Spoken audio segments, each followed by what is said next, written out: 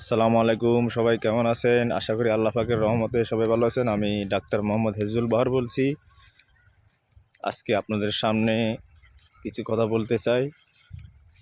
বিগত দিনের ভিডিওগুলোতে আপনাদেরকে বলেছি রোগ উৎপত্তির কারণ, কীভাবে আমরা রোগাক্রান্ত হই, রোগ কত প্রকার, কী কী বংশগত রোগ সম্পর্কে বিস্তারিত আলোচনা করেছি।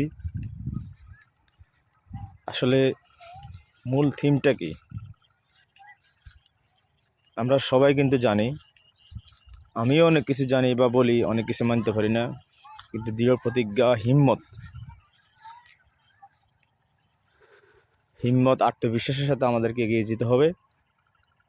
যে সবাই পারে, আমি কেন পারি না। আর বাজে খাবার সম্পর্কে আমার একটা ধারণা হয়েছে, আমিও মাঝে মাঝে খাই।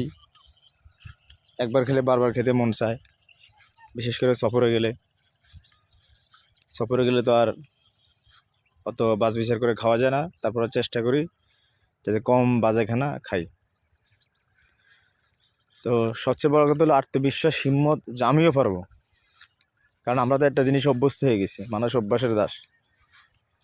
কিন্তু আমি বললাম অভ্যাস মানুষের দাস। আপনি যদি কিছুদিন চেষ্টা করেন, হিম্মত করেন, ইনশাল্লাহ আপনিও অনেক কিছু পারবেন।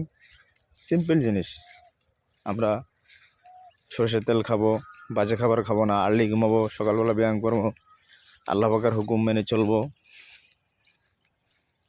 এগুলোর মধ্যেই অনেক কল্যাণ আছে। প্রকৃতির মাঝে নিজেকে সময় দেব। এই যে আমি দেখতে পাচ্ছেন আমি এখন কোন জায়গায় আছি, এটা হচ্ছে সুনামগঞ্জের বিখ্যাত টাঙ্গুয়ার হাওর। আপনারা দেখতে পাচ্ছেন,